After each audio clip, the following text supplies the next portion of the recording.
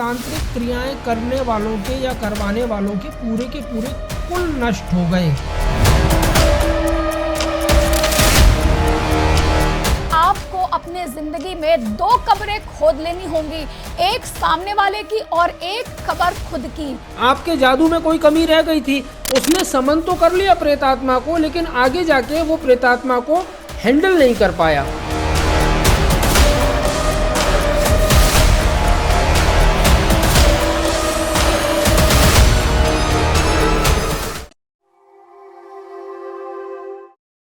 कहा जाता है कि अगर हम किसी से अपना बदला लेने के लिए निकलते हैं तो हमें 2 कब्र खोद लेनी चाहिए, एक सामने वाले की और एक खुद की, क्योंकि जब भी हम बदला लेते हैं तो हमारे पर भी बहुत ज़्यादा उसका असर होता है। और ऐसा ही कुछ होता है तंत्र विद्या के अंदर। यदि हम वशीकरण, काला जादू या टोना टोटका करके किसी पर कुछ नेगेटिव प्रभाव डालना चाहते हैं तो उसका प्रभाव हम पर भी पड़ता है, क्योंकि ये दुनिया गोल है और यहाँ पर कर्म प्रधान चीज़ें मानी जाती हैं। जैसा कर्म आप करते हैं वैसा ही फल आपको मिलता है। कर्मा रिटर्न्स वाली जो पॉलिसी है वो बहुत ज़्यादा एक्टिव तरीके से काम करती है। नमस्कार, आप देख रहे हैं प्रभा साक्षी और मैं हूं आपके साथ रेणु तिवारी। आज हम तंत्र विद्या में होने वाली क्रियाओं के बारे में और उसके दुष्परिणामों के बारे में बात करने जा रहे हैं। हमारे साथ होंगे एस्ट्रोलॉजर आशीष तिवारी जी, जो आपको इस विषय में विस्तार से बताएंगे कि कैसे अगर आप किसी व्यक्ति पर या किसी भी चीज का तंत्र विद्या से जुड़ी कोई भी क्रिया को यूज करते हैं तो उसके किस तरह से दुष्परिणाम हो सकते हैं। आज के इस पूरे एपिसोड में हम जानेंगे इन्हीं चीजों के बारे में। नमस्कार Renu ji, thanks for having me on this show. Very interesting show and the concept is very interesting.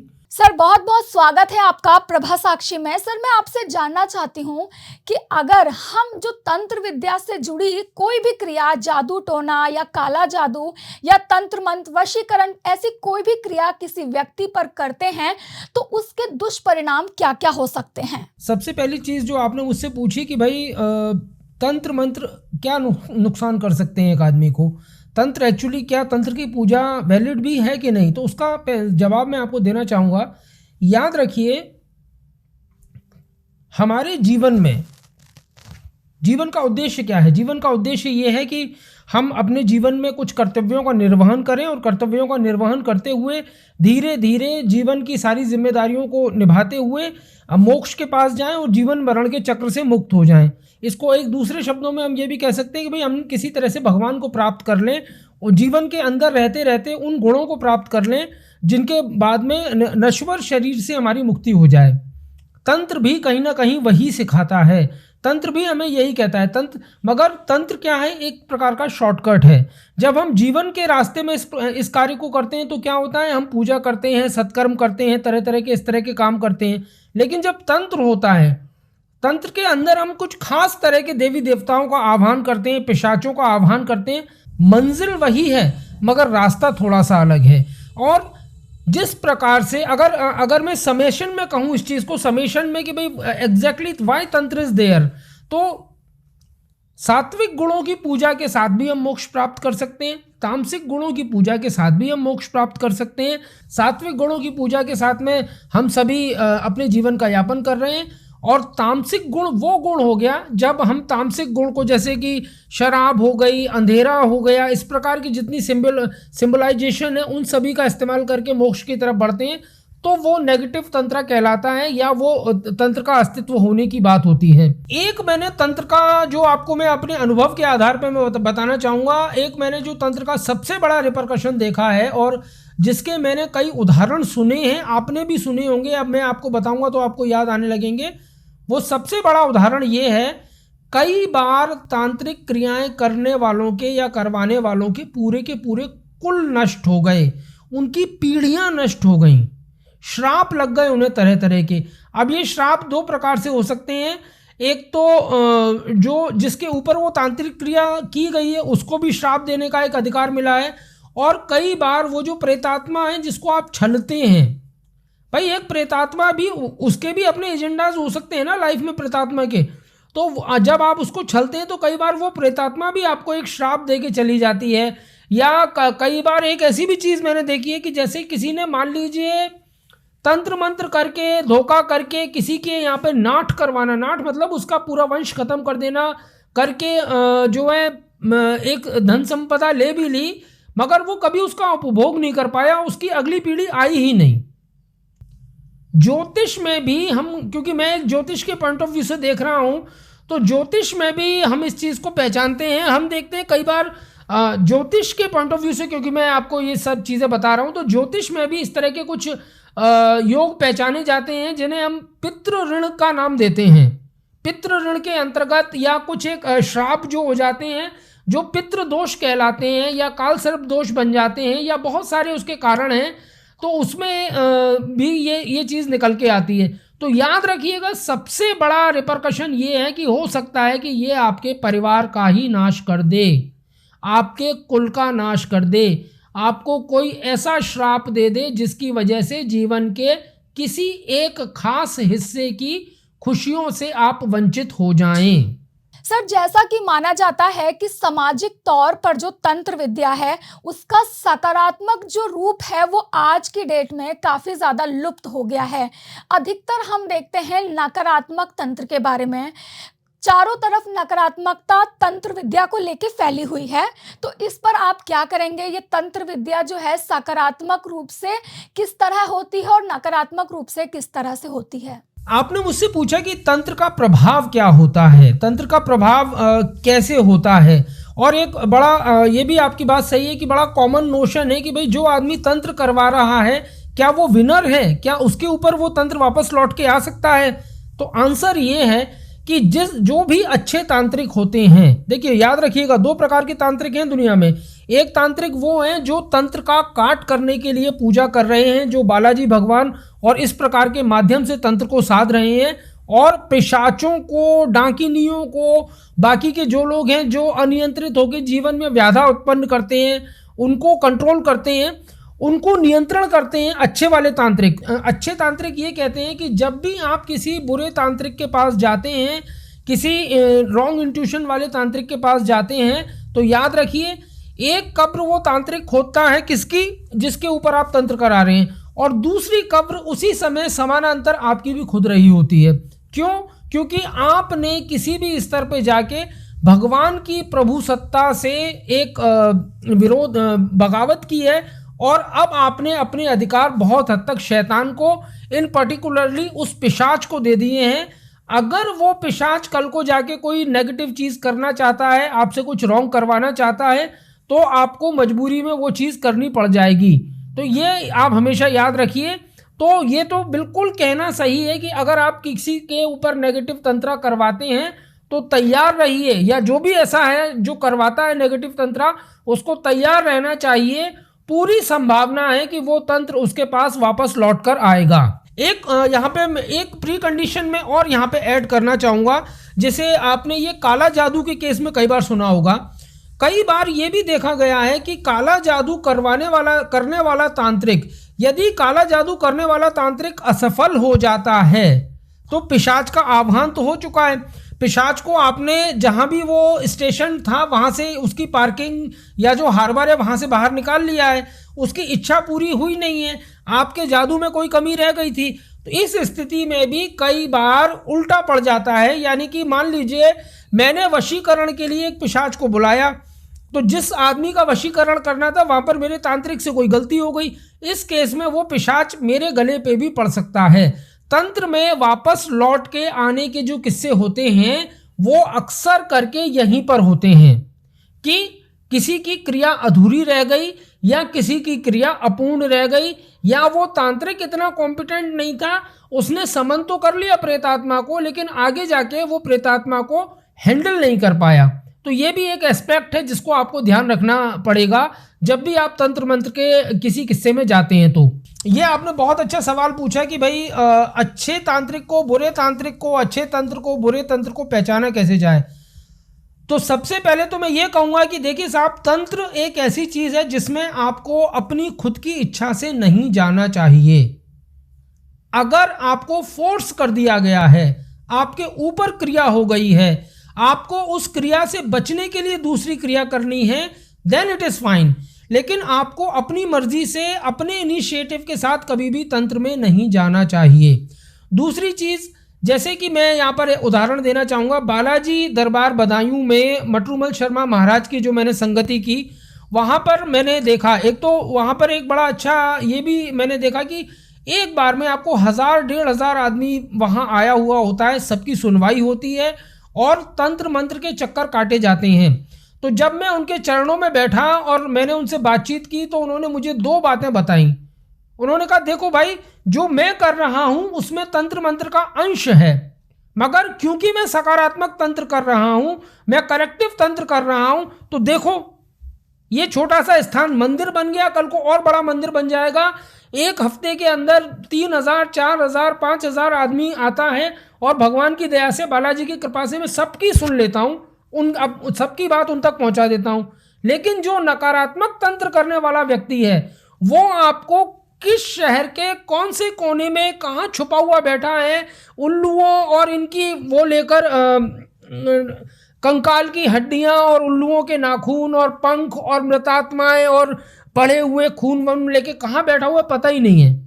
तो जो भी अच्छे तांत्रिक हैं वो सबसे पहली चीज़ ये कहते हैं कि देखिए, हम भी आ गए हैं, हमने तंत्र सीख लिया है, लेकिन समाज सेवा के आधार पे सीखा है और कभी भी हम इस तंत्र का दुरुपयोग नहीं करेंगे। जैसे ही हम दुरुपयोग करना शुरू करेंगे, पूरी संभावना है कि हम भी वही बन जाएं, पिशाच। क्योंकि भाई सीधी सी बात है, जिस तरह की संगति में आप रहते हैं वैसी ही आपकी सोच हो जाती है। तो मैं यहाँ पर यही कहना चाहूँगा कि तंत्र मंत्र से और इससे बिल्कुल दूर रहें। आप ऐसा ना सोचें कि आप किसी दूसरे पे तंत्र करवा रहे हैं तो आप सुरक्षित हैं। जैसे ही आप इस कीचड़ में उतरे, आपके भी कपड़े गंदे होंगे और वो सारे रिपरकशंस जो आप उस आदमी के लिए चाहते हैं, उस व्यक्ति के लिए चाहते हैं, वो सब आपको भी फेस करने पड़ सकते हैं। सर, नकारात्मक तंत्र और सकारात्मक तंत्र के बारे में तो हम जान चुके हैं, लेकिन अब हम जानेंगे कि जो तंत्र की टर्म एंड कंडीशंस होती हैं वो किस तरह से होती हैं, किस तरह के व्यक्ति पर तंत्र ज़्यादा असर करता है, किस तरह के व्यक्ति पर तंत्र कम असर करता है, और अगर ये किसी पर किया जा रहा है तो उसको किन बातों का ध्यान रखना चाहिए। जो लोग तंत्र के, हालांकि मेरे पास इसके सब्सटेंशियल प्रूफ नहीं है, लेकिन जिन लोगों को मैंने फॉलो किया इस मामले में, मैं कुछ लोगों के साथ उठा बैठा, तो उन्होंने मुझे ये भी बताया कि अक्सर करके प्रेतात्माएं किसी एक कंडीशन में समन की जाती हैं।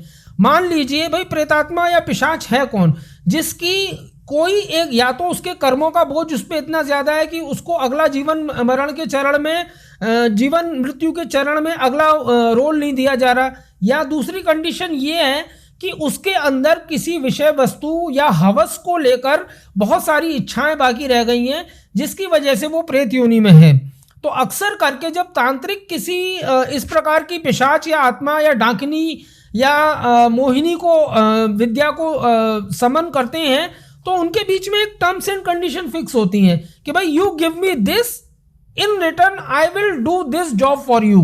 ये भी मुझे कई लोगों ने बताया, मुझे पता नहीं, देखिए वैज्ञानिक लोग, वैज्ञानिक सोच रखने वाले लोग इस बात को कितना सही या गलत मानेंगे, लेकिन मैंने कई केसेस में ऐसा सुना कि भैया टर्म्स एंड कंडीशंस फेल हो गए बिटवीन द पिशाच एंड द तांत्रिक, और अल्टीमेटली हुआ क्या, जो मिडिल बॉडी थी, जो आदमी करवा रहा था, आपने देखा होगा कि जब भी आप लोगों के यहाँ कोई भागवत कथा करवाई जाती है तो उसमें 3 पार्टीज निकल के आती हैं, बड़ी इमीडिएटली 3 पार्टी हम लोग या अगर अंग्रेजी में कहें तो 3 स्टेक होल्डर्स होते हैं। सबसे पहले स्टेक होल्डर हैं ऑलमाइटी भगवान, जो पुण्य बांट रहे हैं, ज्ञान बांट रहे हैं, जिन्होंने अवसर दिया कि भाई श्रीमद् भागवत की कथा हो।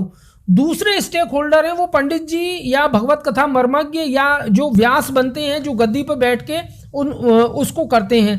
और तीसरे स्टेक होल्डर होते हैं परीक्षित, जो उस कथा की पूरी जिम्मेदारी लेके परीक्षित होते हैं, और पुण्य का एक सब्सटेंशियल हिस्सा परीक्षित को भी मिलता है। उनकी भी एक जिम्मेदारी जीवन की जो एक कर्तव्यपूर्ण होता है इसके माध्यम से। तांत्रिक क्रिया के अंदर भी यही होता है।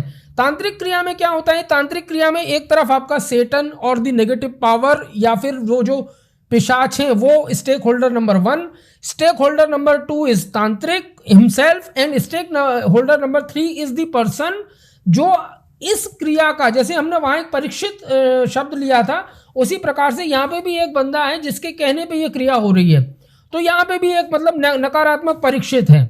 अब क्या होता है, कई बार ये मुझे बताया कई लोगों ने जो मेरे मित्र थे या मैंने जिस स्तर पे फॉलो किया तंत्र मंत्र को, तो उन्होंने मुझे बताया कि कई बार क्या होता है कि तांत्रिक एंड दी पिशाच या जो सेटन है उसके बीच में कुछ टर्म्स एंड कंडीशंस फिक्स होती हैं, और इन केस वो टर्म्स एंड कंडीशन फेल हो जाएं, वो आसुरी शक्ति या पिशाच अगर मान लीजिए तांत्रिक से नाराज हो जाए, तो उसे थर्ड स्टेक होल्डर कौन नजर आता है? थर्ड स्टेक होल्डर नजर आता है वो आदमी जिसने क्रिया करवाई है। तो माना जाता है कि ऐसी स्थिति में पिशाच कहता है कि भाई तेरे कहने पे I was set free because you summoned me, तो अब मेरी ये जो इच्छा अधूरी रह गई है इसको भी आप ही पूरा कीजिए। तो जब हम दुष्परिणामों की बात करते हैं या ये कहते हैं कि तंत्र लौट के आएगा, तो वो उसका एक कारण ये भी हो सकता है, this can also be considered as a positive factor. Sir हम जानेंगे कि आपसे कि अगर तंत्र विद्या जो की जा रही है अगर वो फेल हो जाती है तो वो किन मतलब हालातों में फेल होती है, और अगर ये विद्या जो है तंत्र विद्या ये किसी पर प्रॉपर तरीके से काला जादू कर दिया गया है तो उसके किस किस तरह से रिएक्शंस आ सकते हैं सर उसकी लाइफ में, जिसके ऊपर ये की जा रही है, जिस तरह से जो क्रिया है ये जादू टोना वो किसी व्यक्ति पर किया जा रहा है, तो किस तरह के उस व्यक्ति को हानि हो सकते हैं। कई बार हमने देखा है कि कुछ लोग किसी का जो बड़ा बिजनेस होता है उसमें कुछ ऐसा कुछ टोना टोटका कर देते हैं कि वह धराशाही हो जाता है, उसका बिजनेस जो है वो डूब जाता है। कई बार हमने देखा है कि जो वशीकरण होता है वो प्यार मोहब्बत के मामले में बहुत ज़्यादा किया जाता है, एक तरफा प्यार होता है या बीबी का कहीं और अफेयर चल रहा है या हस्बैंड का कहीं और अफेयर चल रहा है, तो इस मामले में भी हमने ऐसी वशीकरण जैसी चीज़ें देखी जा रही है। अगर कोई लड़का या लड़की अब घर वालों के काबू में नहीं है या कोई उन्हें काबू करना चाहता है, ऐसे में जो वशीकरण होता है सर इस तरह की जो चीजें हैं इसे आप किस तरह से देखते हैं सर? हालांकि जब तंत्र मंत्र के नुकसानों की बात की जाती है कि भाई तंत्र आपके ऊपर क्या नुकसान कर सकता है, कैसे ये हानिकारक है, और ये तो सभी को मालूम है और शायद इसीलिए करवाए भी जाते हैं तंत्र की जो दूसरा आदमी है उस पर हम कोई नुकसान पहुंचा देंगे या उसका कोई काम रोक देंगे। लेकिन क्वेश्चन आपका आज ये है कि भाई जो आदमी करवा रहा है उसको क्या नुकसान हो सकते हैं। तो practical turn around of the events में भी हम इसको डिफाइन कर सकते हैं, साइकोलॉजी के टर्म्स में भी हम इसको डिफाइन कर सकते हैं।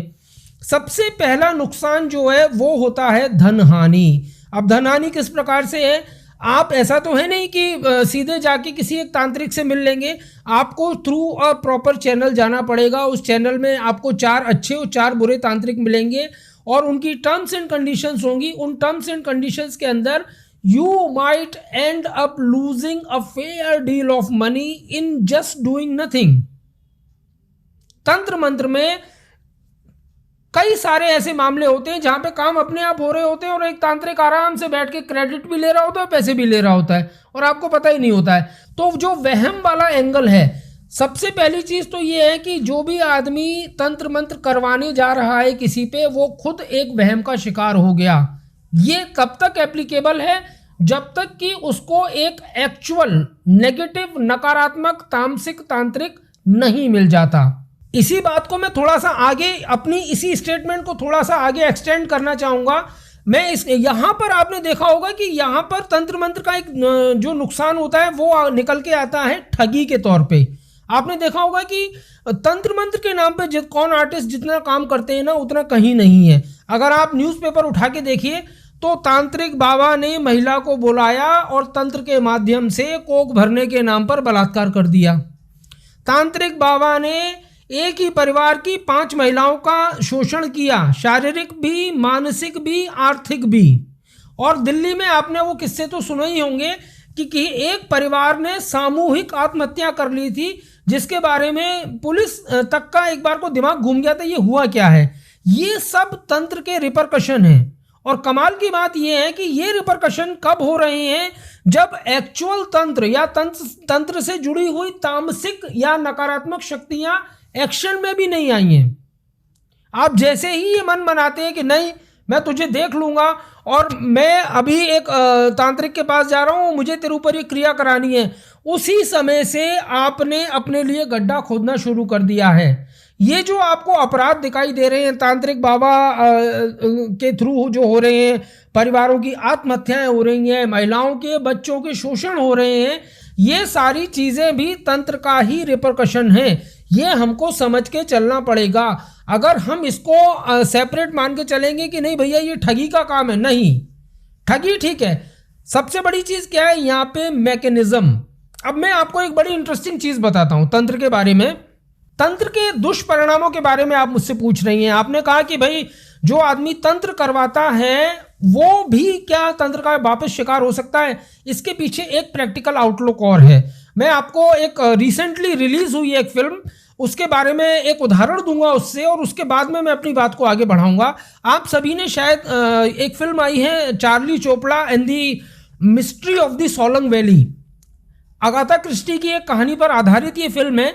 ये फिल्म आप देखिएगा, ये OTT प्लेटफॉर्म्स पे अवेलेबल है। कमाल की बात मैं आपको बताता हूँ इस फिल्म की। इस फिल्म का पहला जो सीन है वो एक तांत्रिक क्रिया से चालू हो रहा है। इस तांत्रिक क्रिया के अंदर बाकायदा एक पूरा सीक्वेंस है, नसीरुद्दीन शाह उसको परफॉर्म करते हैं, और उस तांत्रिक क्रिया के अंदर बाकायदा एक नाम निकल के आता है कि भाई फला आदमी का मर्डर होने वाला है। और जब वो मर्डर होने वाला है और कोइंसिडेंटली, या जो भी कहिए, मैं आपकी फिल्म का मजा खराब नहीं करना चाहता हूँ, कोइंसिडेंटली आप देखिए कि 2.5 घंटे बाद उस आदमी की हत्या हो जाती है, उसकी डेड बॉडी पाई जाती है। अब क्या आप समझते हैं ये तंत्र की वजह से हुआ? अगाथा क्रिस्टी जो फ्रांस में और इंग्लैंड के बीच में कहीं गांव में रहा करती थी, उन्होंने इस सीन की परिकल्पना की थी, जिसे विशाल भारद्वाज जी ने चार्ली चोपड़ा जैसी फिल्म में लिया, क्योंकि वो पूरा अडेप्टेशन है। तो इंडियंस ने भी इसको खुले दिल से कबूल किया, और वहाँ पे जिस नॉवल पे से ये फिल्म बनाई गई वो सुपरहिट नॉवल भी था। तो उन दोनों ही लोगों ने इस चीज़ को बड़ी ईमानदारी से पसंद किया। अब आप सोचिए, लेकिन यहाँ पे तंत्र का मैं आपको रोल बताता हूँ, आप समझिएगा। अगर हम किसी क्राइम का डिवीज़न करते हैं तो क्राइम के डिवीज़न में सबसे पहली चीज़ जो हम चेक करते हैं वो करते हैं मैकेनिक्स।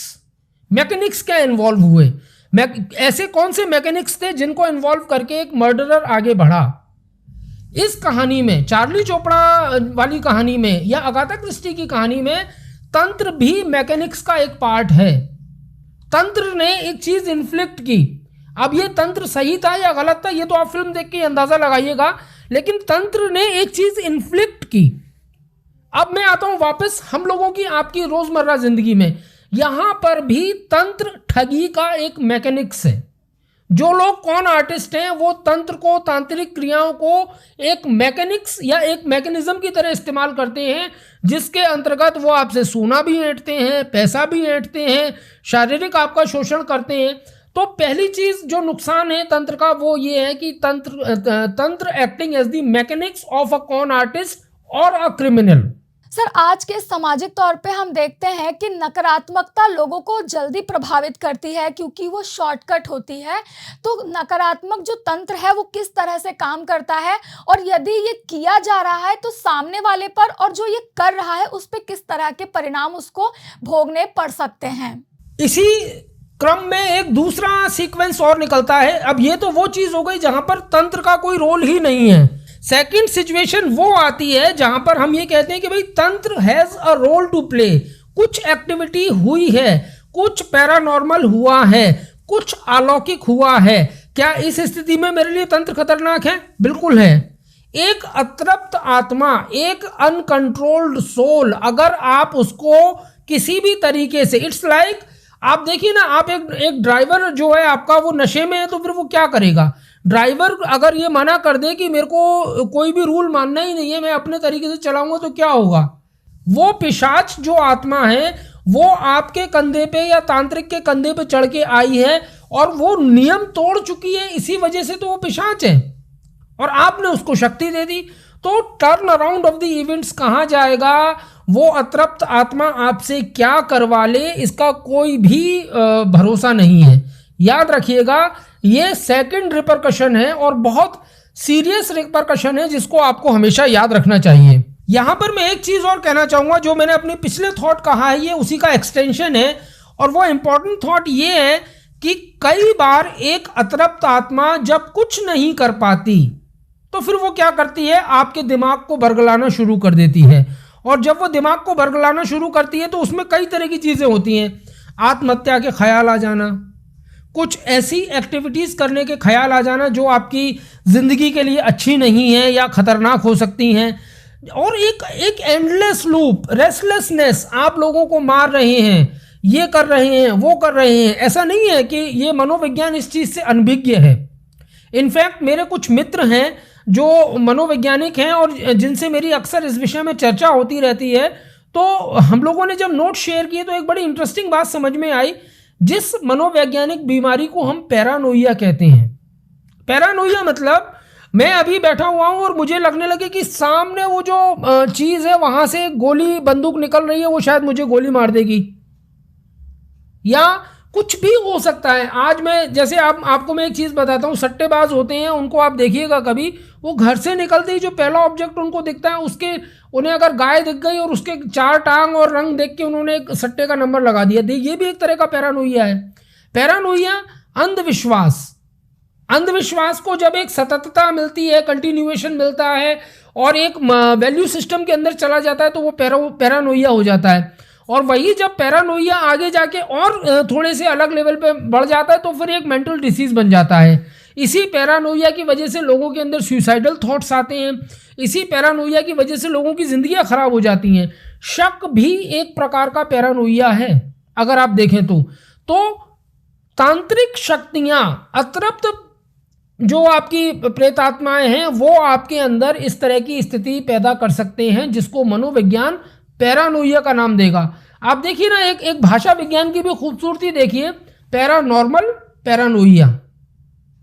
ये पैरानॉर्मल है, ये पैरानोइया है, दुनिया की रेंज में होते हुए भी दुनिया की रेंज से थोड़ा सा बाहर। तो ये एक रिपरकशन है तंत्र का जो हमें याद रखना पड़ेगा। तो हम बात कर रहे थे आशीष तिवारी जी से, जो कि एस्ट्रोलॉजर हैं। उन्होंने बताया कि यदि आप तंत्र विद्या जो है उसको यूज़ करते हैं नकारात्मक रूप से, तो आपके अलावा सामने वाले पर किस तरह से ये प्रभाव डालती है और इसके किस तरह से दुष्परिणाम आपको आने वाले समय में भोगने पड़ सकते हैं। रेणु जी, बहुत बहुत धन्यवाद, आपने मुझे अपनी बात कहने के लिए इतना अच्छा मंच प्रदान किया। अगर आप भी लेना चाहते हैं देश दुनिया की तमाम जानकारी तो आज ही सब्सक्राइब करें हमारे चैनल को। साथ ही नीचे दिए बेल आइकन को जरूर दबाएं ताकि हर अपडेट आप तक पहुंच सके।